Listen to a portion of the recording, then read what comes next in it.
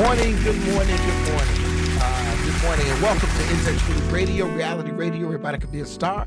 My name is Clinton Paris, and I am the host of Straight Up the Middle, a political show. We talk about mainly national politics, and while I thank all of you all for the emails and text messages you send me all week about the myriad of issues affecting the world, from global warming to rescuing seals and all the other things that that impact our society, we try to narrow it down here and talk about national politics, and kind of see how that drifts back into local politics. Dealing with local politics, I'll tell you, it just takes too much work. We're an international show, and it'll be impossible for me to be able to appreciate your local politics wherever you are. So national politics affects people on a grander scale. So we focus here on national politics. And while I love the sound of my voice, I always love hearing from you all as well. The call-in number is 813-444-9588, 813-444-9588. Like I said, I really believe I have some great ideas, and I love talking to myself. I think the definition of being crazy is when you start to answer yourself. So I have not gotten to that point yet, but I spend a lot of time walking and talking to myself about things. But today is an opportunity for you to talk to me and everybody else that's listening if you'd like to do so. So once again, the call-in number is 813-444-9588. It's just me in the studio, no professor. So I'm going to go into my therapy session, but I need you all to help me as I process some of the information that has come out this week, some of the things that are happening as we rumble towards the summer conventions, and of course, more trials with Trump, and there's a Hunter Biden trial going, and then we have the election in the fall. So a lot out there that we can kind of hash our way through. I want to start out by saying, if you're listening on intouchnews.com, this show also streams live. The show also streams live, so you can flip over to In Touch News YouTube or In Touch News Facebook and see why my face is fit for radio and not television. And also, you can, like I said, you can send comments, things of that nature, and of course, you can call in and join in. So I am amped up. I came in the studio jamming. DJ Bezel on the ones and twos has been throwing down. Yes, this early. There it is. All right. But anyway, with that being said, listen, let's jump into a couple of things. First, I have on my Kappa League shirt. And the Kappa League shirt is because today the Tampa Alumni Chapter of Kappa Alpha Psi, our foundation, is giving out scholarships. We've got a scholarship banquet helping to educate the youths of tomorrow. And I would presume that around this country, various organizations are likewise doing this kind of support for our young people to make sure they're getting the chance to achieve the education that they deserve. So with that in mind, I threw on my Kappa League shirt this morning to make sure that I was letting you all know I support youth and youth education. A lot of people, approach me and they say things to me without fully appreciating my family history. But there's one thing that the Paris family wholeheartedly believes in, and that is education. Because my parents weren't able to get an education. Neither one of them went very far in school. They basically learned to write their names, count a little bit. For the most part, they were relatively not formally educated. And you can see the limitations that placed on their ability to maximize their skills and talents throughout their lives, even though they're very profound people. So we believe in education in our family. I project that through the organizations I'm involved in. And I want to say kudos to our Kappa League Foundation and our Tampa Alumni Foundation for the scholarships that are going to be given out today. So I want to start out by saying that.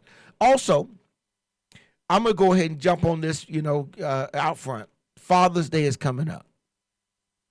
One more time. Father's Day is coming up. Okay. I know some of you all went out at Christmas. You bought a gift set with about 4 or 5 items in it, and you've been parsing those out to dad all year. You gave him one for Christmas. You may have given him one for Valentine's Day. You're going to give him one for his birthday, and you're probably going to give him one of those gifts in that gift pack you bought. I'm challenging everybody to do it up for dads. Let's do it up for dads. Let's step it up a little bit this year.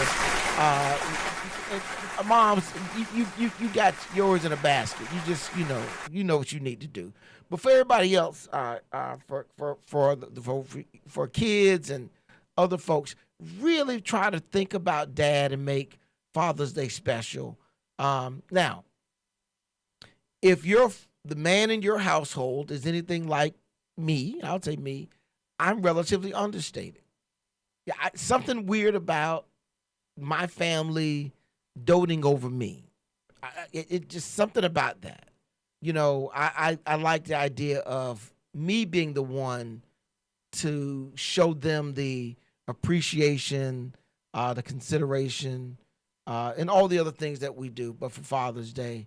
But I'm challenging everyone to go out, do a little something, a little more. Just whatever you do, think about doing a little bit more this year to make Father's Day a little bit more special. So those are two things I want to get off my chest right before we get into the therapy. Now, crazy week. Let me start with the historical moment, of course, which was the recognition of D-Day and the storming of the shores in Normandy in France when Americans, soldiers, young men, I think the average age was between 20 and 25, stormed the beaches of Normandy to fight to keep the world free, and they were successful. Many of them lost their lives, but I spent the 6th listening to a lot of their stories.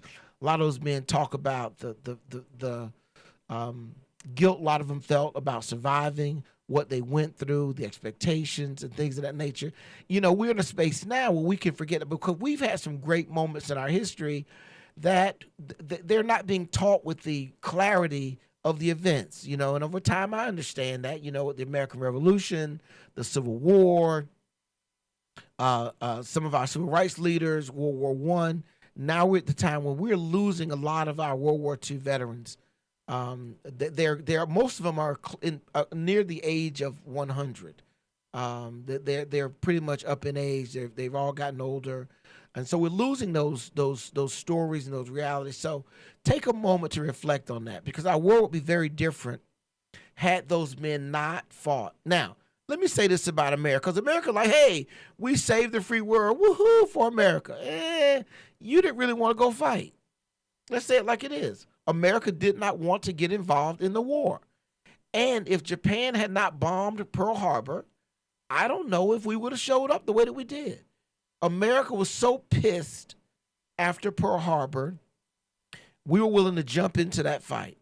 And unfortunately for the Germans and the Axis powers, they suffered the consequences. But we try to talk like America was gung-ho to get into the war. We get in the war late. That war starts in 1939. It started in 1939 when Germany rolled into Poland and Russia rolled into Poland to protect them from the Germans, allegedly. But America, we waited. Now, we were profiteering, though, on the war.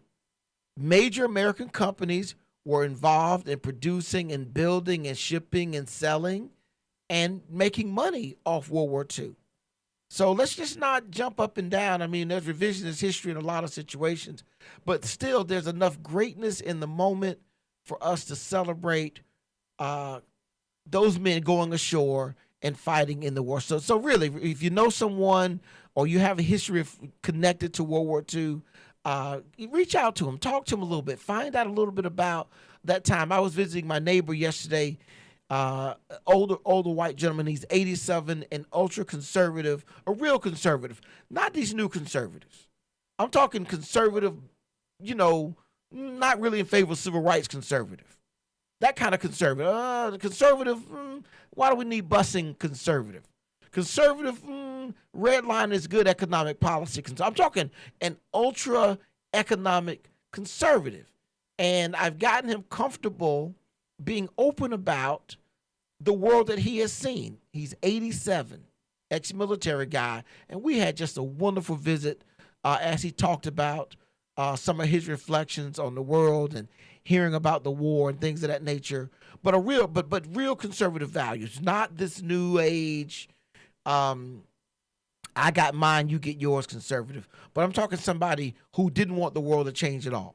He wanted things to stay the same, like they were, and in his mind, that no need for troublemakers coming around. That's a conservative, and we have these new modern academic, intellectual, and educational conservatives that I think sometimes mess things up, and they're not honorable. You see, this gentleman, he's willing to say what he believes to whoever asks. He believes in his positions. They're well entrenched, and they didn't start last week. They didn't start with Trump. They started way back when he saw in America that he's always wanted to keep, and he'll tell you. He feels like white men in America have been losing ground for a long time. And guess what? They have. They set the system up to benefit, them particularly, and they really didn't even want to share, not just with other cultures. They didn't want to share the power with their wives. So a long time women were left out of the power source of America. So I visited with him just to reflect on some things and talk with him and get his perspective on some stuff. So if you know someone who's up in age, be a great day to visit. I also went to visit local civil rights icon, Delano Stewart. And Delano Stewart was, again, in his 80s and fought for civil rights back in the day, a great lawyer in his own right, past president of every important black organization that we know of. And just he really shared some insight as well on, some of the things facing America now, fast forwarding from that time when in World War II, when America and the world was under threat from the tyranny of Hitler and the Nazis and some of the other folks. But it's just a great time, I think, that we really need to be thoughtful and take advantage and get that information now, because when it's gone, it will be gone. And trust me, there will be some revisionist historians coming forward to tell a different story than what those people can tell you firsthand. So one of the things I want to point out today as we go through my therapy. Now, the big thing of the week, y'all, and I'm just trying to understand this. So this election, I think, is going to swing on the black vote, more particularly on the black male vote, okay? I think it's going to swing on the black male vote. So there's some strategies that it looks like Republicans are unleashing to deal with that. This week, looking really smooth, really good. Listen, Byron Donald held a cigars and cognac and cigars. What is the other stuff we drink? Black folks drink Hennessy. What kind of liquor is that? I'm not a drinker. What kind of liquor is that? It's a cognac. So he held that's the first sign that who he was trying to talk to, and he stood there the whole time with the unlit cigar. It didn't look like it may have been lit. I don't know. But anyway, Byron Donald said some stuff. We're going to come back on the other side and chat about it. If you don't know what he said, go to my Facebook page, Clinton Paris. Look it up. I put a clip up there what old Byron said to the peoples. We're going to take a break, come back on the other side, and let's talk about what Byron Donald was trying to communicate. This is In Touch News Radio, Reality Radio. We'll be right back after this quick break.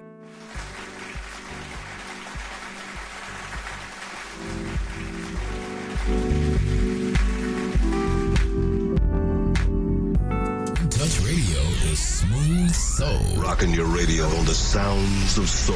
Playing your favorite R&B. In Touch Radio. Hey, this is Agent Wright, better known as Mr. Clean. You looking for some great barbecue? Come see them two brothers in the grill, located at 423 Virginia Street, Charleston, West Virginia. We got ribs, chicken, pulled pork, brisket, collard greens, mac and cheese, baby. Come get some and get you a nice, smooth cigar. 304-550-4431. That is 304-550-4431. Come get some, baby. The Rib Man, mama, the Rib Man. This is Attorney Clinton Paris. Actions are beyond your control, but deciding who will represent you is your decision. If you've been injured, call me at the law office of Clinton Paris for a free consultation. 813-413-7924, offices Riverview. Who doesn't love being number one? When your team's dominating the standings, or your favorite band rocks the charts at number one, it feels good, right? Kind of like how it feels when you have auto insurance with State Farm. Because making you feel like number one is an honor your local State Farm agent takes seriously. Through the good times and not so good, your State Farm agent's proud to be here to help life go right. Call Herman White at 961-6661. That's 961-6661. When you've been injured, you deserve help from an attorney that knows how to handle your injury claim. This is Attorney Clinton Paris from the law office of Clinton Paris. For over a decade, I worked for insurance companies, and now I use that knowledge and experience to help people that have been injured. For a free consultation, call me, Attorney Clinton Paris, at 813-413-7924. That's 813-413-7924, or at parislawoffice.com. At the law office of Clinton Paris, we take the pain out of being hurt. Offices Riverview.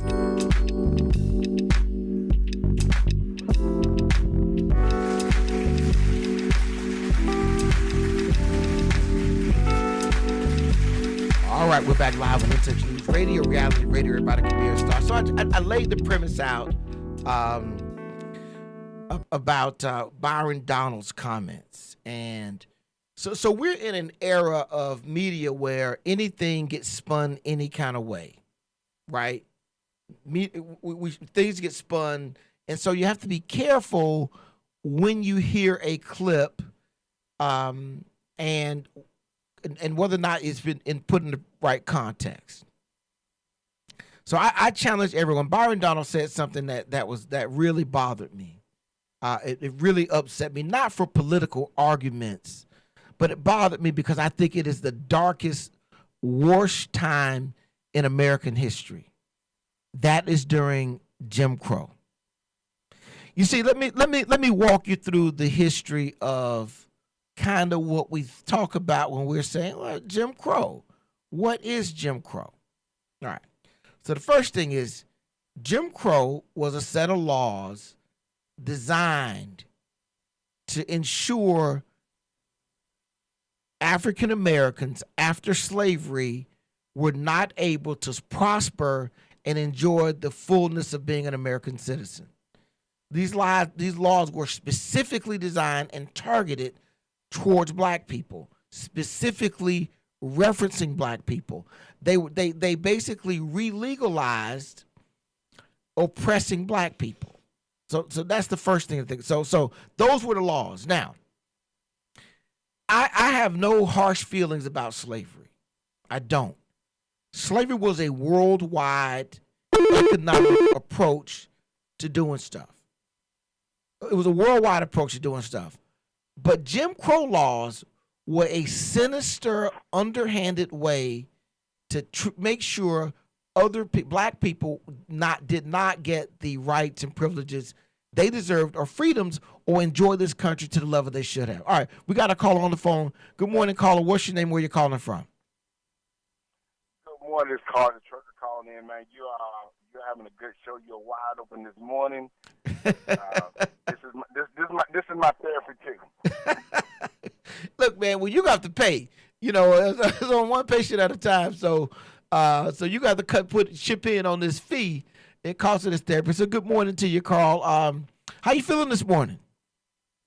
I'm feeling okay. I just had a hard run from Illinois all the way out to Seattle, Washington, and then I was out there for a couple of days, and then I came back up to the East Coast. Now I'm back in Illinois. Get my truck service so I can make another run down to I'll be in Atlanta, Georgia tonight sometime. Okay. Now, so what I heard you say is you took a vacation drive across country. Is that what I heard you say? It wasn't a vacation, man. I had to deal with a lot of traffic, wind, and that side of it is very beautiful out there this time of year. What'd you take? What interstate you took heading out to Seattle? I took some polymetric beads. We took some beads out there, and we and they shipping it to Alaska. We take it out to Seattle, Washington, put on the train, and they ship it out over to Alaska. Then it goes over to other countries. Got it. Now, what interstate? Because I assume you went across. You up in Illinois, so you shoot on over, cross through like Milwaukee, Wisconsin, cut on across Michigan, go through Minnesota, North Dakota. Is that the route you took? What interstate were you on? No, I took 90 straight across. We hit Illinois, Minnesota, then it was South Dakota, and then other part of Wyoming, and then you go in Idaho, and then you hit what's that? Idaho, and then you hit. Do you go through any of Oregon getting over there? Yeah, Montana. No. Oregon's a little bit higher. Okay. You know, North Dakota, South Dakota, hit those, and South Dakota, Now tell the truth, though. Like Let's cut to the chase. People Let's get to the chase, Carl. I hear you truckers all the time. That's some pretty scenery out there. You just sit behind the wheel. It is nice. You got the air cushion seat bouncing up and down. You got your music. You just cruising along. You feel like a superhero in that big old truck. Tell the truth. That was a nice ride, wasn't it? It is a lovely ride. I mean, you get to see the wild horses out there playing with each other. I mean, the cows, the big longhorns. You get moose. I mean, it's like a whole nother country, a whole nother era. The things that we hear about, or you see on the movies, like the old Western movies, the old Western, the Western, and you get to see this. You get to see how it was formed. And then and you get paid to see this. I get paid to see this. That's all right, man. Everything is about perspective. I tell people all the time, a lot of things are really about perspective and how we look at stuff. And so, Carl, one of the things this week that I have been dealing with is the comments by Byron Donald up in Detroit. And if anybody's, wants to, you just Google Byron Donald and say Jim Crow. You just say Byron Donald and Jim Crow. I think Jim Crow did more to hurt the African American experience in this country than slavery did. Because see, Carl, think about this. In other countries, they had slavery.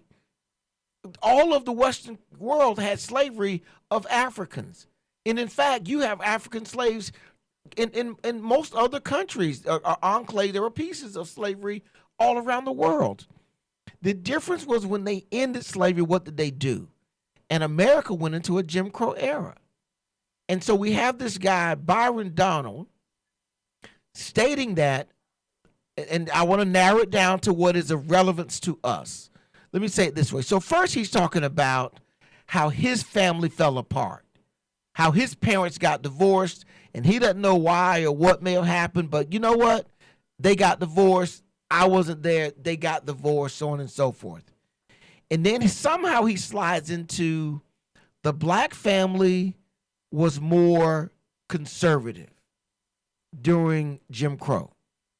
And he mentioned Jim Crow about 3 or 4 times, at least 3 times he mentioned Jim Crow. And my first thought was, why am I hearing Byron Donald reference Jim Crow? What was the purpose? Have you heard the comments or listened to it at all? Yeah, I heard it.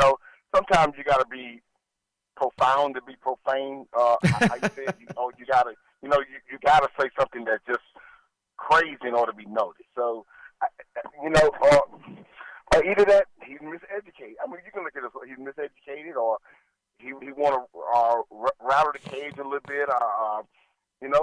He's doing something, but it really made no sense because everybody knows Jim Crow was excluded blacks. It wasn't for exclusion. So you can look at this so many ways, but you're not gonna make sense out of it. Well, I don't know. You can. I think. How about this? How about this thought? How about we say he believes it? Why not?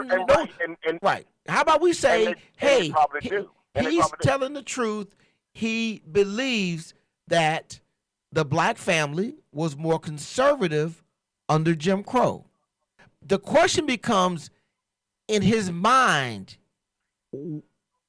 if I had to ask you, Carl, what year would you say Jim Crow existed? Just make any year you think. In this year, Jim Crow was going. Not the year it started, not the year it ended, but it was going on in this year. What year would you say? I would say right around 64. Okay, right. Yeah, you good. That's a good year.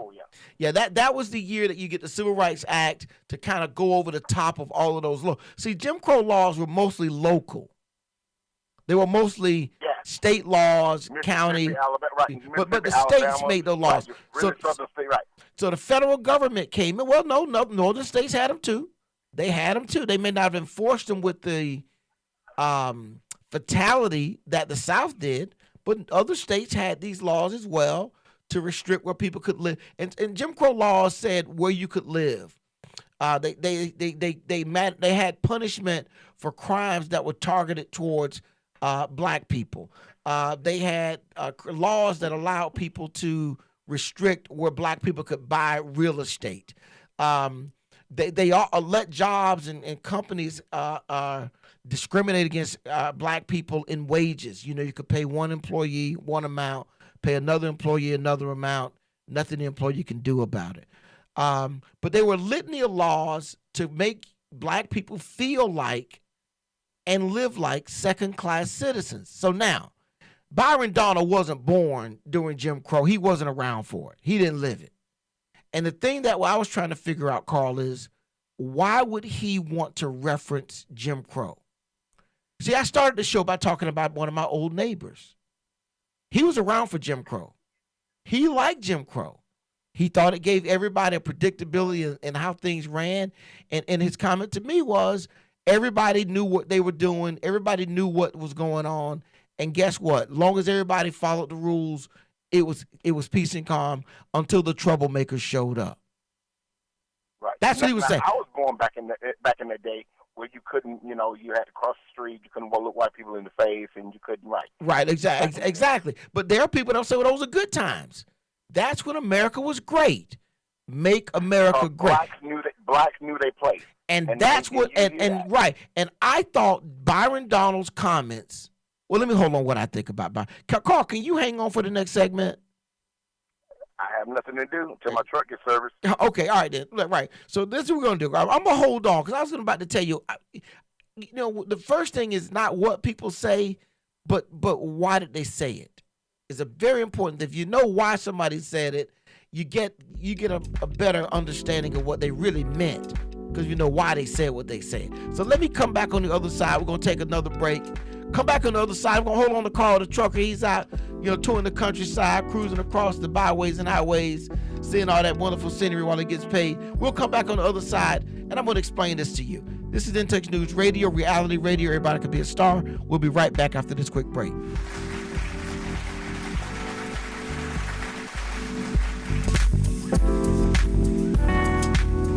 We're playing your favorite old school.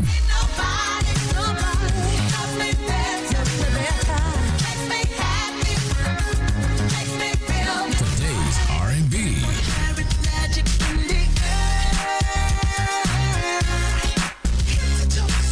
With a smooth touch of jazz.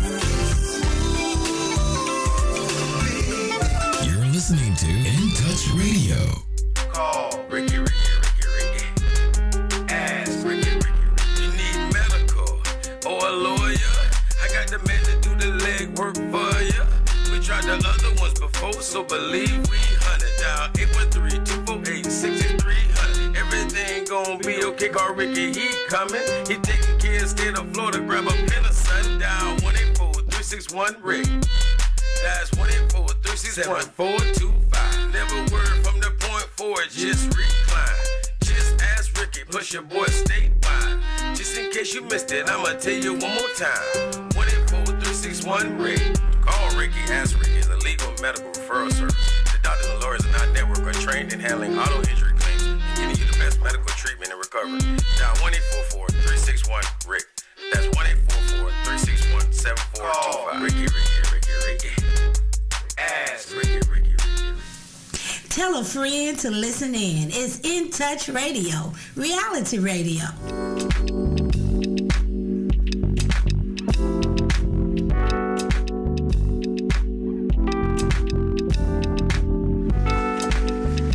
All right, we're back live on In Touch News Radio, reality radio. Everybody can be a star. Got my main man Carl the truck on the line. He's sitting still right now for his getting his truck, get some servicing done. Hey, I got my vehicle service last week too. I have a Nissan Pathfinder. The transmission went out on the vehicle, so decided hey, I'm gonna go. It's got that CVT transmission, something like that. So I figured I'm going to go look for a new vehicle. You're starting at 50, 60 grand to go get a new vehicle. You're starting at 50, 60 grand. If you buy a used vehicle, you know, if it's beyond, I'd say 50, 60,000 miles, you're buying somebody else's problems that they got rid of. So you're kind of in a box. So I decided to get a transmission put in, and in the vehicle, it cost me right around $4,700. After some stiff negotiations, man, it's riding good. I'm back rolling, y'all. My classic 2013 Nissan Pathfinder is back on the road. So Carl, I understand about getting your vehicle serviced. You got to get things taken care of. So Carl, you're familiar with what Byron Donald said, right? Yes, I am. All right, let's talk about why he said it. Why is Byron Donald, who's from Florida, in New York, having cigars and cognac, or cognac and cigars? I don't know which way it goes. That implies a couple things. The end thing now. Go ahead, Carl. Let me take a shot. I think he wants to send a message to white people that he understands. or he understands, or he really want to be one of them. You know, you want to make them feel comfortable about where they at or whatever, or either the white privilege. You can poke at this thing so many ways, and there are so many little holes in there where, but it goes back to saying it makes no sense to people that knows the history of Jim Crow.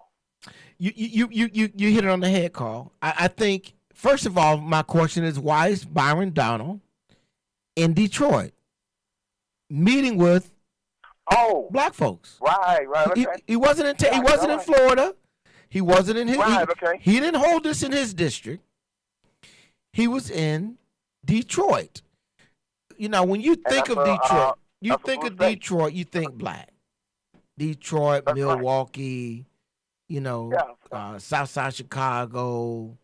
You know, certain, you know, Baltimore, D.C., Atlanta, Memphis, Oakland. So he's in Detroit. That's the first thing. So I'm going to go talk to my peoples. He rolls up in there, and he drops this line, and it seemed out of place. You know, Carl, there are code words in the black community. Like when we're talking about the old back in days before black experience, we talk about things like during civil rights movement. You know, we talk about during the civil rights movement. Oh, I know what you're talking about. You're talking about like the 30s, the 40s, the 50s, the 60s, maybe some of the 70s. If you say we're back during civil rights, that's kind of what I know. When you say back during Jim Crow, you're still referring to the same time period, but you're referring to a different type of existence for black people. Same time period, a different existence. An existence when you were oppressed under the thumb of the government and you were under, it flies inconsistent with conservative principles. Because when you say Jim Crow laws, you're talking about the government. And conservative principles, what do they say? Less government. It's inconsistent. But the reason he was doing it, you said it right on there. What he was trying to say, Carl, is this. Listen, Donald Trump, and you current Trumpers, I will go and take up some of the fire for you in the black community, and put black people in place.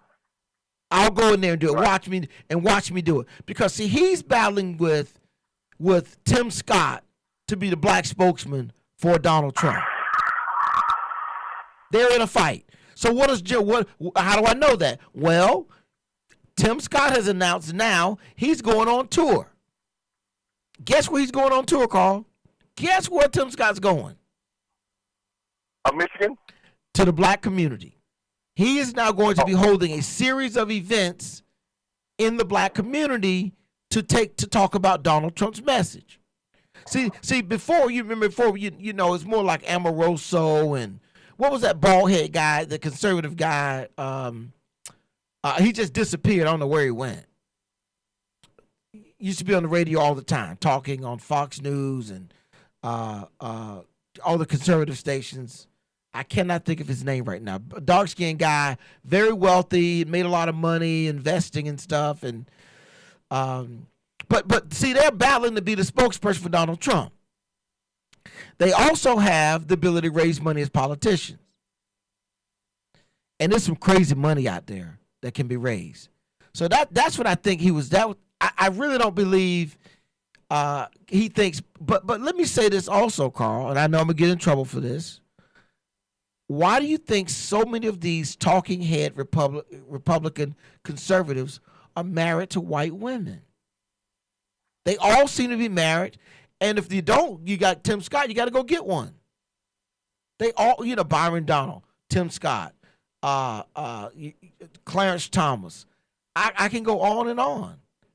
It's interesting that the length that they're taking to sell a message of this conservativeness. Now, so you agree with me that the reason he came out and said that was to give white people cover, to make them feel like, going back to the old days, even Jim Crow wouldn't be so bad because blacks were more conservative then. Is that your perspective? I mean, to white people, yes. I mean, but black people, we know what the effect that Jim Crow had.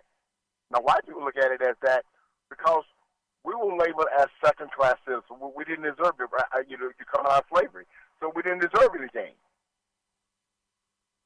So they looked at it. They didn't look at us as citizens. How do you think? How do you think, from a political standpoint, Biden should respond to that? How does he capitalize on this mistake? How did he capitalize on this? Right, meaning, right, like if it was me, I'd go find some black people, older black folks who lived through Jim Crow, to come out and say, how wrong Byron Donalds was. Basically to come out and say, here, let me tell you what it was like in that time period for black folks under Jim Crow. And let me tell you, what you call conservative, we call survival. Or I don't know what he means by conservative. But how do you think politically Joe Biden responds with or takes advantage of this mistake?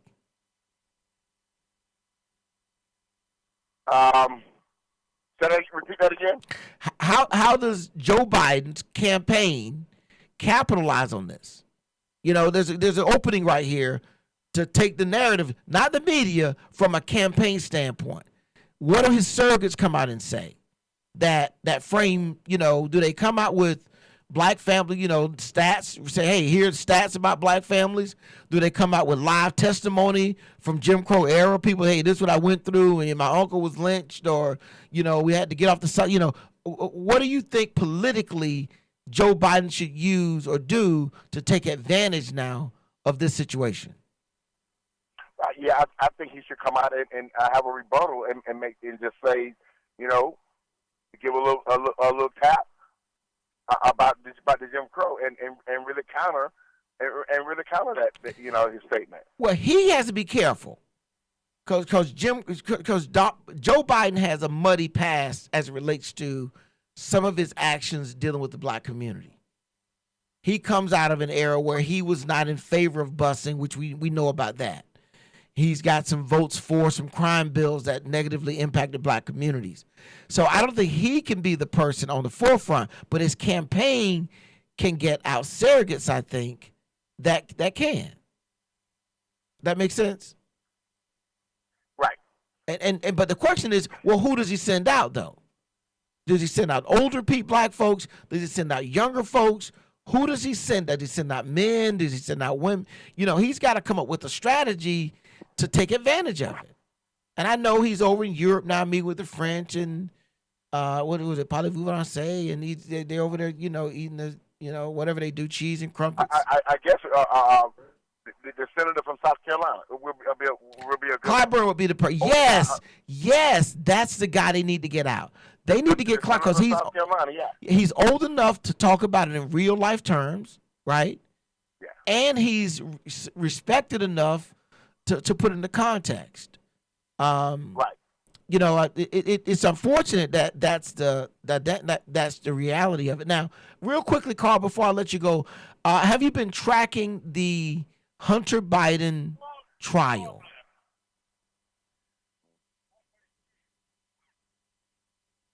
Oh. I'm sorry, I missed you. Say it again. Yeah, I missed the question. My tech was giving me the rundown. Well, listen, if you got to get rolling, go ahead and get rolling, Carl. We love you listening in. We love you calling in. Get that truck rolling. We need that commerce moved around, and we wouldn't want to interfere with your cruise across the countryside, looking at all that scenery out there, man. So go do what you got to do. We appreciate you listening and calling in. There it is. That was Carl the vacationer, the truck vacationer. Is there a mechanism where you think about this, Bezel, where you could kind of run like a cross-country trucker Airbnb kind of thing? You know, you pick up riders, you charge them a fee, and they get to see the countryside. I mean, I don't know if I'd pay for that, but I mean, it's America. Pay for that, but it'll be a nice ride. And I drove from Tampa to Fargo, North Dakota one time. That's a long drive. North, Atlanta, Chattanooga, Chicago. Then we went through Wisconsin, Michigan, and Minnesota. Stopped in Minnesota, went to the Mall of America. I looked for Prince. I didn't see him. And drove on over to Fargo. And I was there to work, which is quite interesting. But the scenery, like I didn't know there were swamps up in Wisconsin. I didn't know they had swamps. I didn't know that either. See, there you go. I've been to Wisconsin. Yeah, I actually drove cross country. Really? Like more than once. Really? Really. Man, listen, man, you're a man of many experiences. I'm finding out. Well, I was traveling. I was on tour, so okay. We went from Tampa to California to Oregon to the Midwest, and I seen the most beautiful stuff out there. Man, listen, so that was one of my drives, crossed that way, and then I drove from Chicago to Tampa, but I came south. I went through Kansas, Tennessee, Oklahoma. I went to Texas. Caught me a Steve Harvey show. And then went I-10. To get cut across, came through New Orleans. You know, got some crawfish. Yeah. And we drove to Chicago. I was in the Navy. My sister was in the Navy. We drove to see her graduation, and from Tampa. So it's a 24-hour drive. Yeah. So yeah, man, we've been all over. I see, man. I see. Look, let's take this last break, and I'm gonna put some perspective on some of the stuff Carl and we were talking about, because I just was going to touch on the Joe Biden trial, but I want to finish up the Byron Donalds thing, and then we'll talk about Joe. We're going to take a quick break, come back on the other side, kind of frame some of the thoughts that we just discussed with Carl. This is In Touch News Radio, reality radio where everybody can be a star. We'll be right back after this quick break.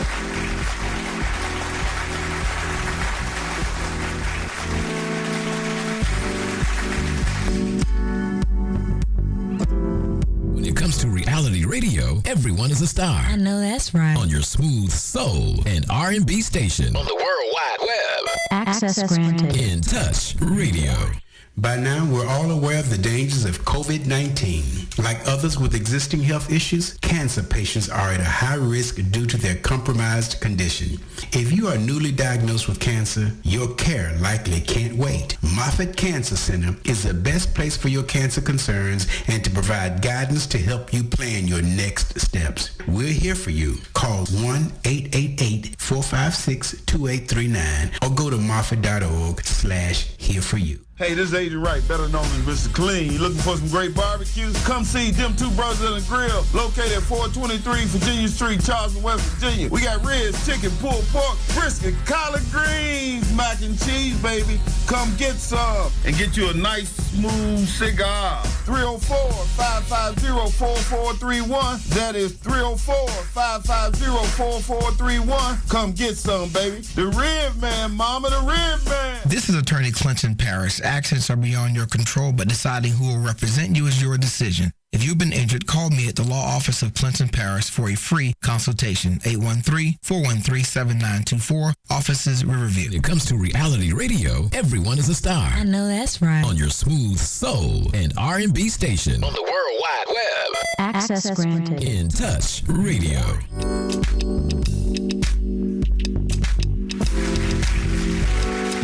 All right, we're back live on In Touch with Radio, reality radio, everybody to a star. Okay, so let me sum up this thing with Byron Donald, because for the last couple of days I've been exchanging text messages with a number of conservative individuals. I'm not going to call them Republicans.